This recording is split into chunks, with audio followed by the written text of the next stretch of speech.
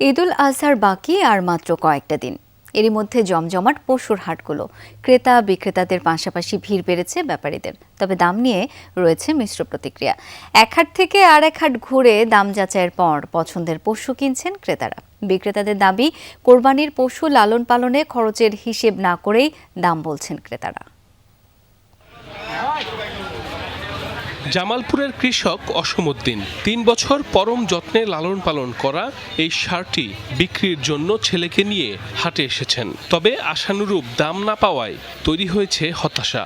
খরচের তুলনায় লাভ তো দূরের কথা, মূলধন নিয়েই এখন দুশ্চিন্তায় এই কৃষক।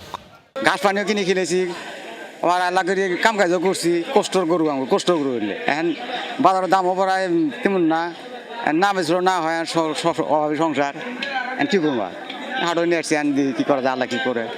দুপুর গড়াতেই ক্রেতা বিক্রেতাদের হাক ডাক শুরু হয় রাজশাহীর বানেশ্বর হাটে। বরাবরের মতোই ছোট ও মাঝারি গরুর চাহিদা বেশি। ঈদের দিন ঘনিয়ে আসায় পশু বিক্রিতে ধুম পড়েছে। মাশাআল্লাহ অনেক ভালো, যেমন ক্রেতা এমন বিক্রেতা। আমার 60টা কিনে হয়েছে। হাট ভালোই জমছে, কিন্তু দাম বেশি গরুর। আজকে হাট ভালোই আছে, হাটে গরুর দামও মোটামুটি ভালোই আছে, যে যেমন বাজেট নিয়ে আসছে। বিক্রেতাদের দাবি, পশুখাদ্যের দাম ছাড়াও বেড়েছে লালন পালন খরচ, যা বিবেচনা না করেই ক্রেতারা দাম কম বলছেন। গরু পর্যাপ্ত আছে, কিন্তু গরু এখন আর তারা ছাড়তেছে না। আমার এটা আমি দাম চাচ্ছি 3.5 লাখ, 2,70,000 টাকা বলতেছে, এখনো দাম কোনো ভাঙা হয় নাই। বড় গরু আছে, ছোট গরু আছে, এখন একটু বাজার চেতা, বিকেলের দিক মনে একটু কমতে পারে। রংপুর অঞ্চলের পশুর হাটে খুশির আমেজ আরও বেশি। হাট ভর্তি মানুষ। বাজেটের মধ্যে কোরবানির জন্য সবচেয়ে সুন্দর পশু ক্রয় করতে চান ক্রেতারা। বিক্রিতে লাভের মুখ দেখতে চান ব্যবসায়ীরা।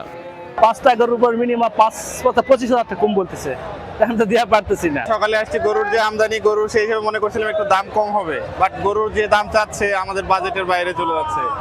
দেশের বিভিন্ন স্থানে জমে ওঠা হাটগুলোতে জাল টাকা শনাক্তে নানা ব্যবস্থা নিয়েছে সংশ্লিষ্ট কর্তৃপক্ষ। নিরাপত্তা নিশ্চিতে মোতায়েন রয়েছে পুলিশ। বেশিরভাগ হাটে বুধবার গভীর রাত পর্যন্ত কোরবানির পশু বেচাকেনা চলবে। সাইফ আহমেদ, যমুনা নিউজ।